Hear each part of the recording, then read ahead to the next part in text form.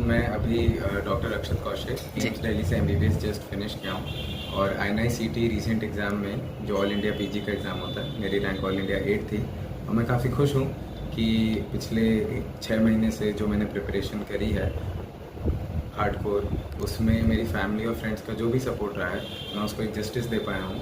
और इसी जर्नी में लाइफ लॉन्ग नॉलेज सीकिंग की जर्नी में सीखता रहूँगा और इस सोसाइटी के जितना भला कर सकता हूँ करता रहूँगा। और कल अपनी एमबीबीएस जर्नी में भी देखा है कि जब भी मैंने किसी की लाइफ में उनकी हेल्थ में कुछ भी पॉजिटिव लाया है तो उनकी आंखों में जो रूप मैंने अपना खुद का देखा है वो मैं शायद खुद के लिए भी कभी एक आईने में नहीं देख सकता था।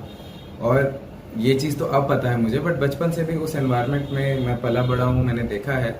तो कहीं ना कहीं एक वो अटैचमेंट, एक वो पैशन भी बना हुआ था और मैंने अपने पेरेंट्स से कभी भी प्रेशर नहीं फील किया है। इनफैक्ट जब 10th में वो स्ट्रीम सिलेक्शन होता भी है तो मुझे याद है कि मैंने अपनी मम्मी से पूछा था कि मैं पीसीबी लूँ क्या, तो even then my mom was not assertive कि मुझे पीसीबी ही लेना चाहिए। उन्होंने बोला बेटा जिसमें तुम्हारा मन रहेगा तो मंथ में, और आज भी यही मानता हूँ मैं कि जिसका जो भी पैशन होता है उसको उसी में आगे बढ़ना चाहिए। तो कहीं ना कहीं मैंने चूज़ किया कि मैं इस लेगेसी का पार्ट बनूंगा, बहुत खुशी खुशी बनूंगा और अपना बेस्ट करूंगा, और आज तक वही करता है।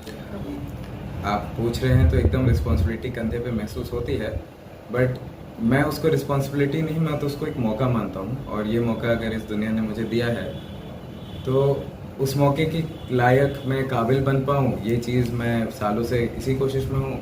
और उस मौके का जितना फ़ायदा मैं इस दुनिया को, इस उत्तर प्रदेश को, इस काशी नगरी को दे सकता हूँ, बस उसी जी जान में जुटा रहूँगा और आगे उसी में जुटा रहूँगा।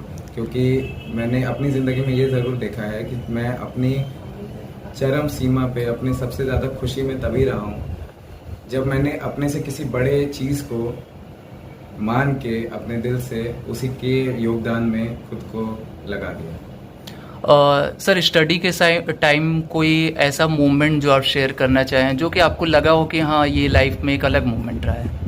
जी, पूरी 6 महीने मेरी एक अप्स एंड डाउन्स की जर्नी रही है। अब उसमें एक छोटी से छोटी लाइन भी एक सही दोस्त, सही परिवार का सदस्य जब कह देते हैं तो वो याद रह जाती है। और ऐसे बहुत सारी चीज़ें हैं, मैं एक शेयर करूँगा कि जब मैं इन 6 महीने की तैयारी में था तो आखिरी 2 महीने में मैं बहुत स्ट्रेस में था कि हो पाएगा नहीं हो पाएगा। क्योंकि आज से पहले जब मैंने किसी भी कॉम्पिटिटिव एग्जाम की तैयारी करी है 6 साल पहले, तो मैं बहुत कॉन्फिडेंट था और मैंने बहुत ज़्यादा समय लेके वो तैयारी करी थी, 1 साल 2 साल।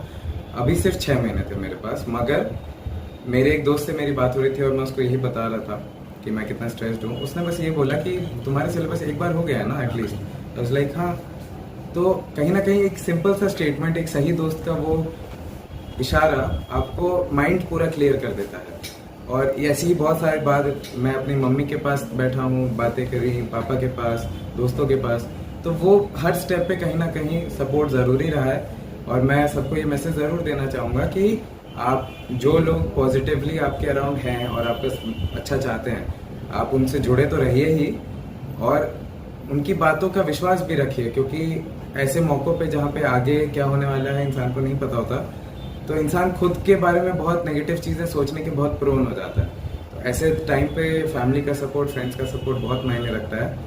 और मैंने इस फिलॉसफी को बहुत पहले से मान के चला हूँ और ये मेरे को अच्छा ही सर्व कर रहा है। सर, लास्ट क्वेश्चन ये रहेगा कि आज के वक्त में यूथ, जितने भी यूथ हैं, उनको क्या आप मैसेज देना चाहेंगे? जैसे कि बहुत से होते हैं कि अप डाउन होते हैं लाइफ में और उस वजह से जो है डिप्रेशन, एनजाइटी, स्ट्रेस में यूथ चले जाते हैं, जिसकी वजह से सुसाइड अटेम्प्ट भी जो है और सुसाइड केस जो है काफ़ी बढ़ रहे हैं। तो ऐसे यूथ को आप क्या मैसेज देना चाहेंगे? जी, इसमें सबसे बड़ा मैसेज तो मेरा यूथ से ज़्यादा सोसाइटी और उनके पेरेंट्स को होगा कि डिप्रेशन, एंजाइटी, ये सारी चीज़ें बहुत रियल हैं और इसकी तरफ एक सेंसिटिविटी, एक अवेयरनेस डेवलप करने में मैं भी चाहूँगा मेरा रोल रहे। तो आज की डेट पे जब हम बोलते हैं कि phone, social media, digital world बहुत ज़्यादा गंदा हो सकता है लोगों के लिए, मेरा ये मानना है कि हर इंसान को जो सीखने की चाह होती है वो ज़रूर बना के रखनी चाहिए। और हर पेरेंट अपने फ़ोन के थ्रू ये मेंटल हेल्थ के बारे में ज़रूर पढ़े और वो अपने बच्चों के लिए बातें करके, कम्युनिकेट करके कैसे बेहतर कर सकते हैं वो ज़रूर करें। रही बात यूथ की, तो मैं ये मैसेज ज़रूर देना चाहूँगा कि आप कभी भी लाइफ में अपनी ज़िंदगी को हल्के में मत लीजिएगा।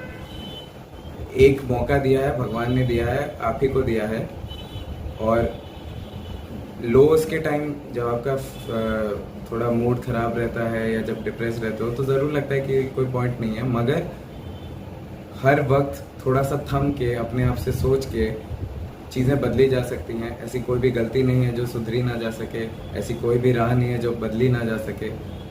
और ये सब सुनने में लगता है कि बोलना बहुत आसान है, बट मैं एकदम ये नहीं कह रहा हूँ कि ये बहुत आसान काम है, बहुत मुश्किल काम है।